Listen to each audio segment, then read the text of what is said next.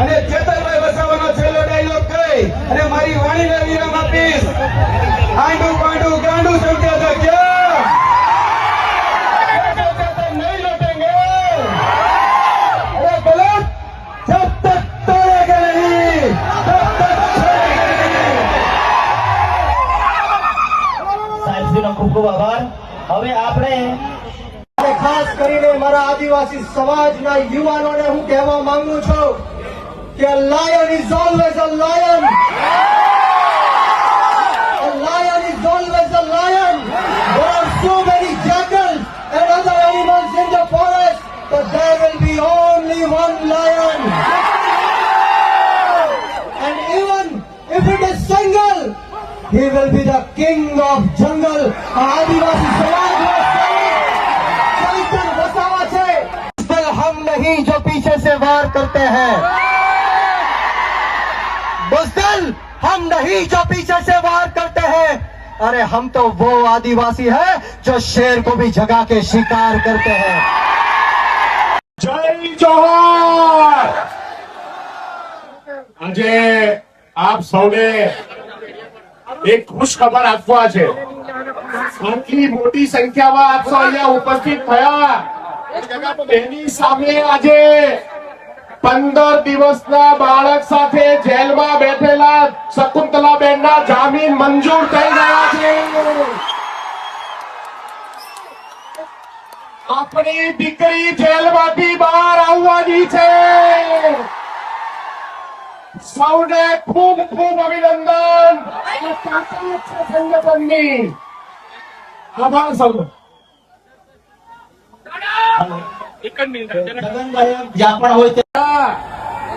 એની સામે આજે 15 દિવસના બાળક સાથે જેલમાં બેઠેલા શકુંતલાબેનના જામીન મંજૂર થઈ ગયા છે. આપણી દીકરી જેલમાંથી બહાર આવવાની છે. સૌને ખૂબ ખૂબ અભિનંદન. આ તાકાત છે સંગઠનની. આભાર સૌનો. હેલો જગન ગાયક 2000 કરોડનો આરોપ છે. એ વિધાનસભામાં ધારાસભ્ય થઈને બેઠા છે. જેની ઉપર જમીનો પચાવી પાડવાનો કેસ ચાલે છે 200 કરોડનો.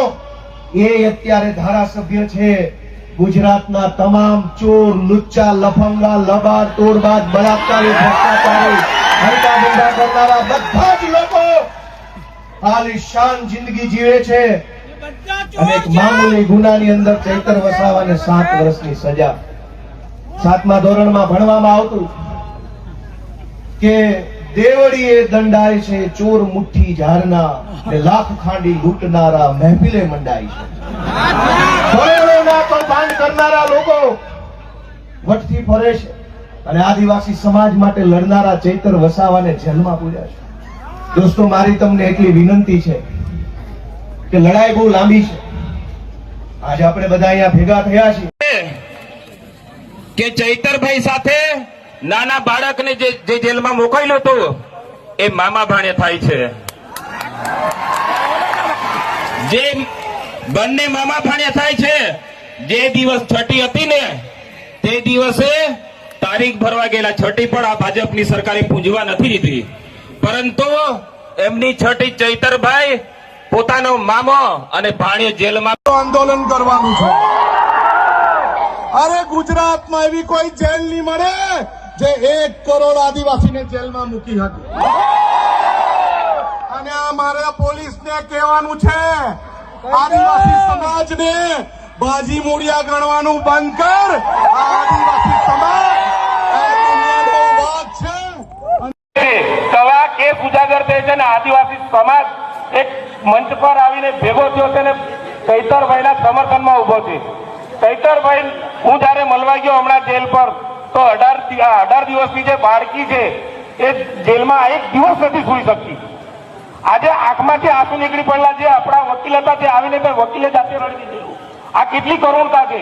જેલના કર્મચારીઓ એવું કે બીજું બધું રહ્યું સાઈડ પર, પહેલા છોકરીને બહાર કઢાવો. આ જેલના અધિકારીઓની લાગણી કહું છું હું તમને. હું જાતે નજરો સમક્ષ જોઈને આવ્યો છું. તો આ ચૈતરભાઈને મજબૂત આપણે કઈ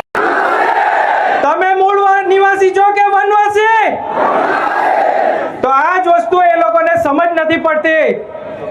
આ એક નારો છે, આપણે સૌએ કહેવાનું છે, જય જોહર કા નારા હૈ, જય જોહર કા નારા હૈ. આ વાત એમને સમજ નથી પડતી. સમજાવવા માટે આપણે આ લડાઈ લડતું રહેવું પડશે. આ મંચ કોઈ રાજકીય મંચ નથી, પરંતુ અહીંયાથી હું આપ સૌને કહેવા માંગુ છું કે આદિવાસી સમાજ જો આવી રીતના એકજૂટ થશે તો આપણા ઘણા બધા પ્રશ્નો છે. આજે હું અહીંયા ચૈતરભાઈ માટે આવ્યો છું અને ફક્ત એ પણ કહીશ કે ચૈતરભાઈ નહીં, અહીંયા આ વિસ્તારમાં જે આપણા આદિવાસીઓ પર અત્યાચાર થાય છે, જો જુલમ થાય છે, આપણી જમીનો છીનવાય છે, એ બધી વસ્તુઓ માટે આપણે આજે અહીંયા આપણે ઉપસ્થિત થયા છે. અહીંથી આપણે ઉમરગામથી અંબાજી સુધી આપણા જે પણ વિવિધ પ્રશ્નો છે, આદિવાસી સમાજનો સમાજ ચૈતર વસાવા છે. અને જો ગુજરાતની સરકાર અને નરેન્દ્ર મોદી એવું સમજતા હોય કે એના બાપની દેશ છે, એના બાપનું આ દેશ છે, તો સાંભળી લેજો कि रण में जो हार मान ले वो वीर नहीं है, रण में जो हार मान ले वो वीर नहीं है, जो प्यास ना बुझा सके वो नीर नहीं है, कुर्सी पर बैठे नेता किसी घमंड में ना रहे, ये सत्ता किसी के बाप की जागीर नहीं है. સાબિત કરી દીધું છે. આ ચોર લુચ્ચા બેરા મુંડા ભાજપિયા એને કહી દે ચેતર વસાવા એકલો નથી, આ કરોડો આદિવાસીઓની સાથે છે. અરે અમને અહીંથી આદેશ આપવામાં આવે, ચેતરભાઈ જો જેલમાંથી ગયા જેલ ભરો આંદોલન કરવાનું છે, આપણે જેલ ભરો આંદોલન કરવાનું છે. અરે ગુજરાતમાં એવી કોઈ જેલ નહીં મળે જે 1 કરોડ આદિવાસીને જેલમાં મૂકી હતી.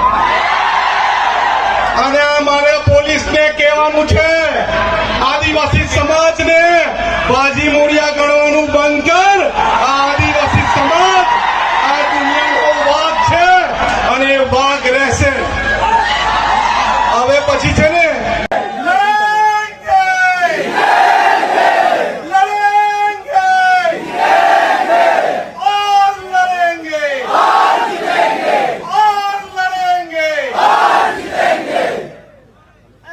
હવે આપણા સમાજનું એક મોટું વાચિંત્ર છે આપણા હાથમાં, ખબર ને?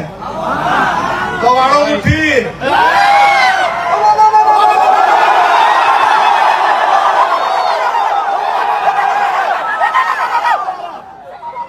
આપણે આદિવાસી સમાજ એટલે એક એવો સમાજ આ દુનિયામાં છે, એ કોઈના બાપથી ડરતો બી નથી અને છૂટતો બી નથી. એ આ ચેતરભાઈએ સાબિત કરી દીધું છે. આ ચોર લુચ્ચા બેરા મૂંગા ભાજપિયા એને કહી દે ચેતર વસાવા એકલો નથી, આ કરોડો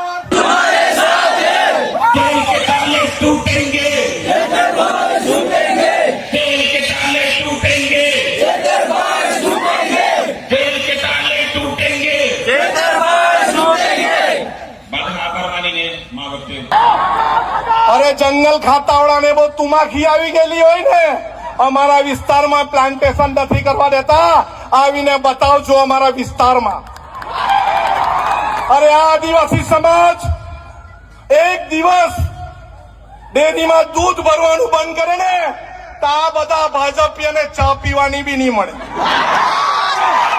અરે આ આદિવાસી સમાજ પોતાના વિસ્તારમાં પડેલું વરસાદનું પાણી રોકી દે ને તો ધોવાના બી ફાફા થઈ જાય.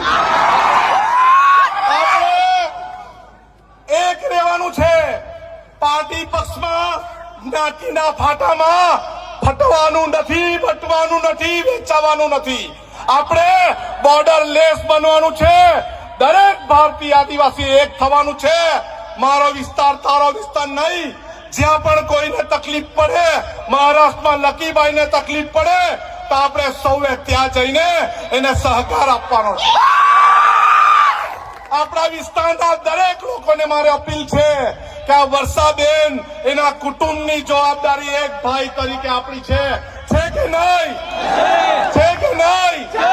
અને પોલીસવાળા, અહીંના પોલીસવાળાને બી કહેવા માંગુ છું, તમારામાં તાકાત હોય ને આવનારા દિવસોમાં જેલ ભરો આંદોલન કરવાના, ત્યારે અમને અટકાવજો.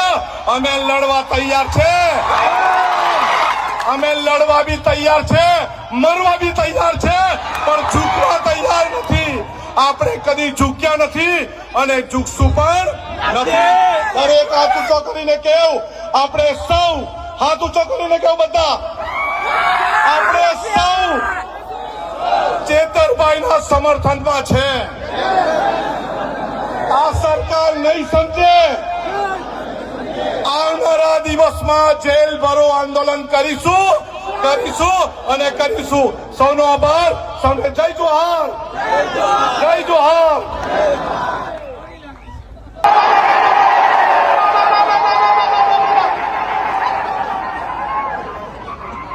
આપણે આદિવાસી સમાજ એટલે એક એવો સમાજ આ દુનિયામાં છે, એ કોઈના બાપથી ડરતો બી નથી અને ઝૂકતો બી નથી. એ આ ચેતરભાઈએ સાબિત કરી દીધું છે. આ ચોર, લુચ્ચા, બેરા, મૂંગા ભાજપિયા સૌને એક ખુશ ખબર આપવા છે. આટલી મોટી સંખ્યામાં આપ સૌને ઉપસ્થિત થયા, એની સામે આજે 15 દિવસના બાળક સાથે જેલમાં બેઠેલા શકુંતલાબેનના જામીન મંજૂર થઈ ગયા.